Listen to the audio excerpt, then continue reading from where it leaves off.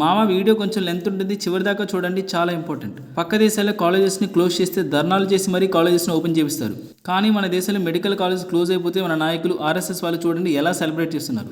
రీసెంట్గా జమ్మూలో ఒక కొత్త మెడికల్ కాలేజ్ ఓపెన్ అయింది. కాలేజ్ పేరు వచ్చేసి విష్ణోదేవి మెడికల్ కాలేజ్. ఈ కాలేజీని మాతా వైష్ణోదేవి స్టూడెంట్ వాళ్ళు కట్టించారు. రీసెంట్గానే కాలేజీలో ఫెసిలిటీ చెక్ చేసి మొన్ననే కాలేజీని ఓపెన్ చేశారు. కొత్త కాలేజ్ కాబట్టి జస్ట్ 50 మెంబర్స్కి మాత్రమే అడ్మిషన్ ఇచ్చారు. అడ్మిషన్ దేని బేస్ మీద ఇచ్చారో తెలుసా? ఓన్లీ మెరిట్ బేస్ మీదనే ఇచ్చారు. నీట్లో 85% కంటే ఎక్కువ వచ్చిన స్టూడెంట్స్కి ఇచ్చారు. అయితే 50 మెంబర్స్లో 42 మెంబర్స్ ముస్లిం స్టూడెంట్స్ ఉన్నారు, 8 మెంబర్స్ హిందూస్ ఉన్నారు. సో ఇక్కడ రైజ్ అయిన పాయింట్ ఏంటంటే హిందువుల కోసం కట్టించిన కాలేజీలో హిందూస్ ఎక్కువ ఉండాలి, కానీ ముస్లిమ్స్ ఎందుకు ఉన్నారని ఆర్ఎస్ఎస్ వాళ్ళు బీజేపీ వాళ్ళు ఫైట్ చేయడం స్టార్ట్ చేశారు. ఎంత రచ్చ చేశారంటే ఆ ఇన్స్టిట్యూట్లో అన్ని బాగానే ఉన్నాయి. కాలేజీని రన్ చేయొచ్చని సర్టిఫికేట్ ఇచ్చిన నేషనల్ మెడికల్ కమిషన్ వాళ్ళే మళ్ళీ ఇన్స్పెక్షన్ చేసి కాలేజీలో బేసిక్ ఫెసిలిటీస్ కూడా లేవని క్లోజ్ చేసేసింది.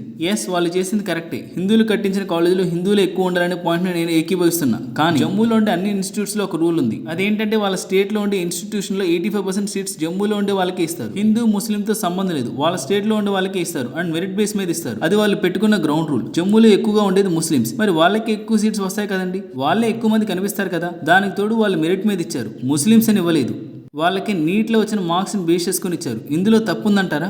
అంటే మీ ఉద్దేశంలో మెరిట్ లేకపోయినా పర్లేదు, స్టూడెంట్ చదవకపోయినా పర్లేదు, తను హిందూ అయితే సీట్ ఇచ్చారని ఉద్దేశమా? సరే, ఇవన్నీ పక్కన పెట్టండి. ఆ కాలేజీలో చదివిన స్టూడెంట్స్ డాక్టర్స్ అయ్యాక నేను హిందూ కాబట్టి హిందూకే ట్రీట్మెంట్ ఇస్తా అంటాడా? ముస్లిం కాబట్టి ముస్లింకి ట్రీట్మెంట్ చేస్తా అంటారా? ఎవరికి వచ్చినా ట్రీట్మెంట్ చేస్తారు కదా.